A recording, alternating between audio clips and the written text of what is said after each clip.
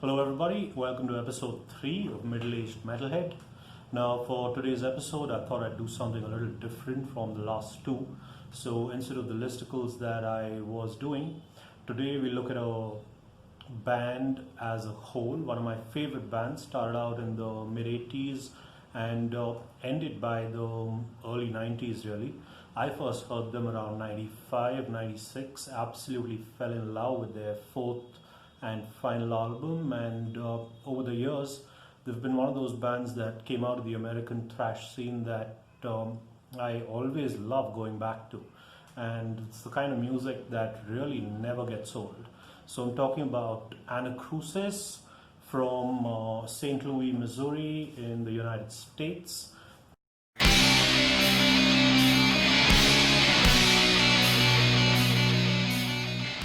The band itself formed back in '86, and after a couple of demos and opening for Death, they finally released their first album, that's Suffering Up.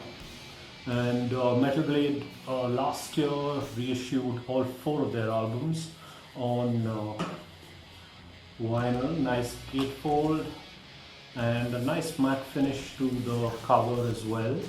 The album itself is spread across 3 sides with an etching on the 4th side, and I could have done with maybe the Annihilation Complete demo or the other early demo instead of the etching, which is kind of useless for me. But yeah, it is what it is. It's specially remastered for vinyl, and there's a big noticeable difference in sound, so that's good. And now, when it comes to the music itself, Anacrusis were a band that was always ahead of time, right? Even with this album, I don't think the band members themselves were maybe in their early 20s, maybe even younger. And Ken Nardi, who went on to be band leader over the next few albums, was still playing guitar and singing on this one. And it's an album that's still very difficult to pigeonhole. It's not what I would call a thrash metal classic like some of the early 80s classics or the classic debuts from the early 80s, but it still has its fair share of great songs. And as a whole, the album doesn't really come together to push it into that classic rank, right? But it is still very good, and it has its fair share of kick-ass songs. But already, even at this, what I would call a formative stage, Anacrusis were very much doing their own thing. The thrashy parts sound like they have more in common with the German thrash scene than it does with the American thrash scene.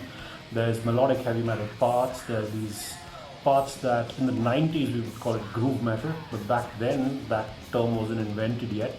And a song like Butcher's Block, one of my favorite songs by the band, is just like the perfect encapsulation of everything that Anacrusis did, and did really well.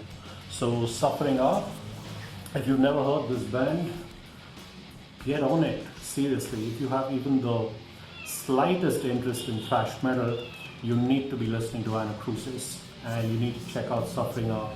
Released in '88, reissued by Metal Blade for only the second time actually. It was initially released by Active Records in the year of release, and yeah, this reissue came out in 2019. Super reissue, beautifully done, spread across 3 sides, the music itself. And yeah, if you've never heard it before, Anacrusis Suffering Up, must listen. Go back.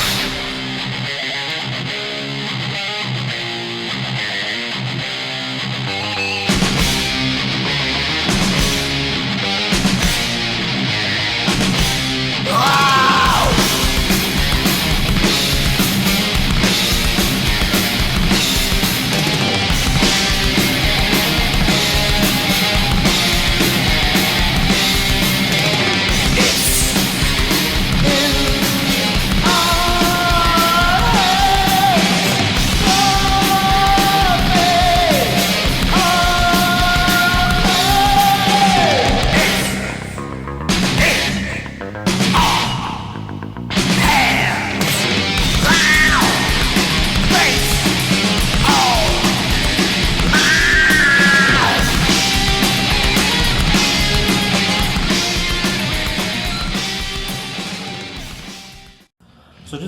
was after Anacrusis released their debut. They came back with their follow-up album, and that one was called Reason from 1990. Again, 2019 reissue. This one is from Metal Blade. Nice matte finish on the cover. Album spread out across 2 LPs. And now this album, where Suffering Our lacked for me was that the album never really comes together as a whole. But here, the band had definitely improved when it came to playing on their instruments. The songwriting had improved and everything just comes together. And Reason is just one kick-ass album. It's not pure thrash, it is metal, right? And by this time Anacrusis were well and truly ahead of the game. There was nothing in 1990 that sounded like Anacrusis did. I would say spiritually, I would say Coroner from Switzerland, Mekong Delta from Germany, Anacrusis from the United States, right? These were 3 bands that came out of thrash and completely transcended the thrash scene. And Reason is where things really, for me, started to take off for Anacrusis. Doesn't mean that they sold 1 million records, they probably never did. But yeah, this is where musically, as artists, this is the album where they really came together and they were on fire. And some of the songs on here are Terrified and Afraid to Feel, Silent Crime. The closest comparison that I can come up with in terms of other bands would be Nevermore. And Nevermore wouldn't really release an album until a few years later, which just goes to show how far ahead of their time Anacrusis was, particularly with the riffing, bass playing, and Ken Nardi's vocal lines. It almost feels like Warrell Dane, Jim Shepard, and maybe even Jeff Loomis were paying close attention to what Anacrusis were doing around the time of Reason, because yeah, it's just a fantastic album. It's groovy, it's melodic. There are thrash bits on it that still retain that German thrash feel, but it is so much more than just thrash metal, right? And I know I'm repeating myself here, but this really is an album that was transcendental in the sense that it blew away all of the rules of thrash metal and it became its own unique beast. Anacrusis, Reason, an absolute must listen. I would say the first of the band's absolutely essential albums to check out if you've never heard of Anacrusis before.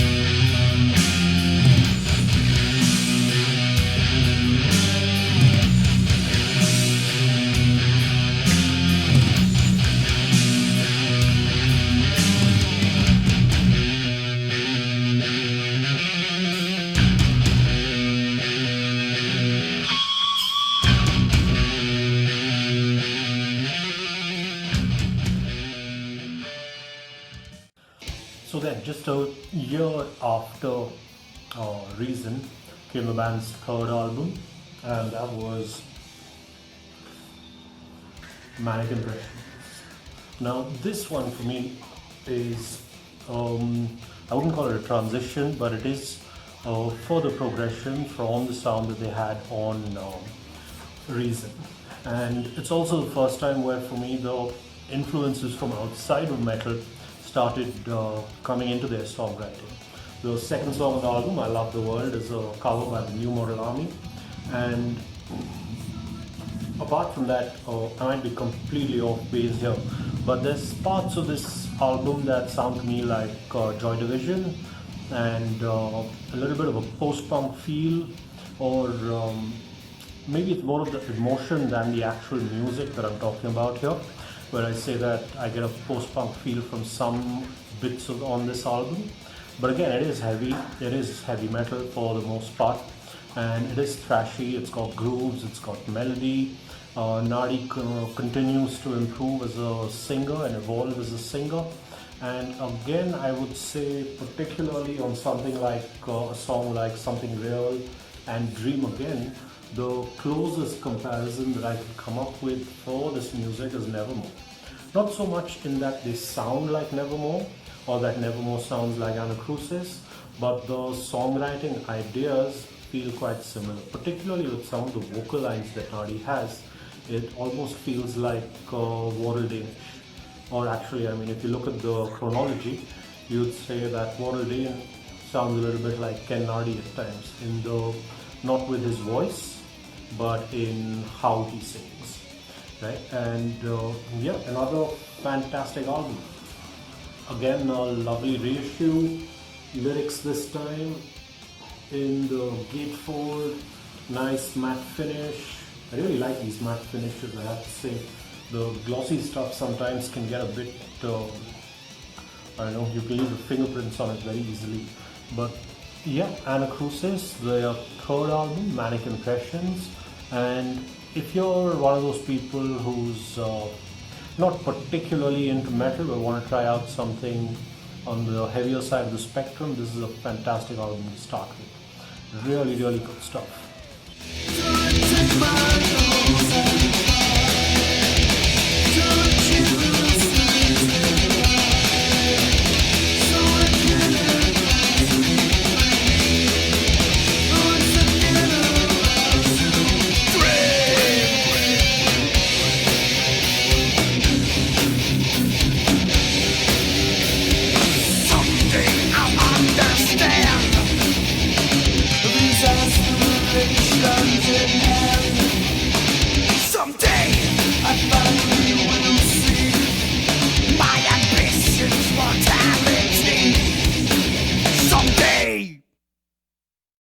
Now, 2 years after Mannequin Impressions, Anacrusis came back with their fourth and final album, and for me, this is their tour de force, their absolute high point of their discography. It's a short discography, it's 4 albums, but the consistency that they maintained throughout their recording career was just brilliant. And Screams and Whispers is an album that takes the progression of Mannequin Impressions and then just distills all of it into a set of tight, heavy, groovy, riff-driven songs that are still melodic, they're still soulful.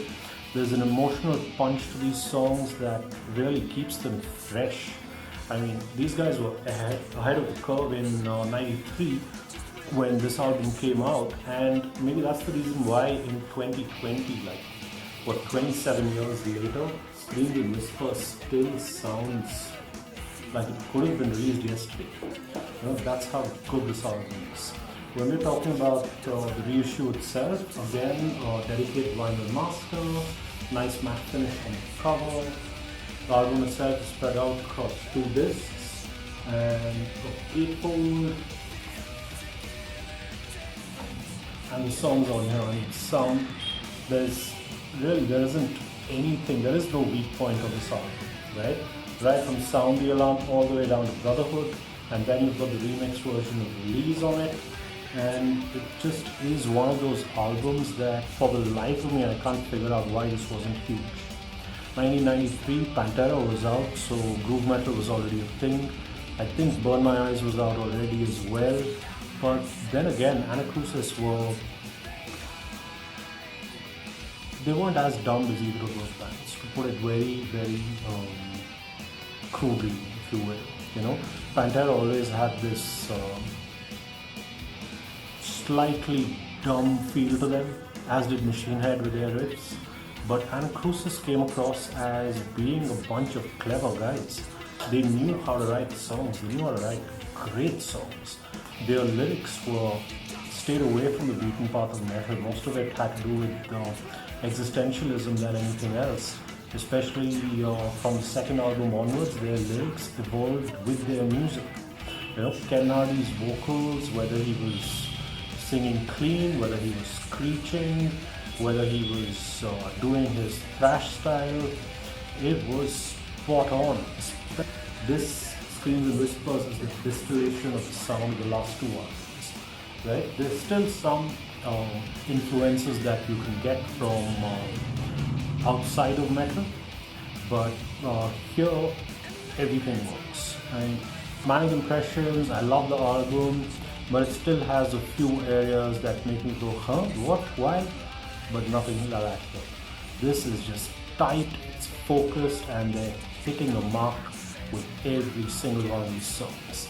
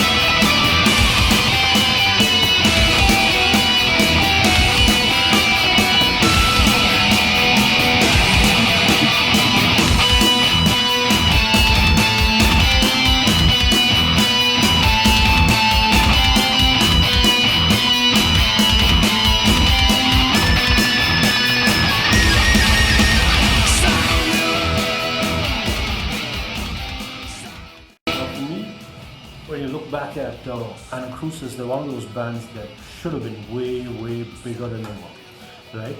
And especially Screams and Whispers, it's incredibly accessible.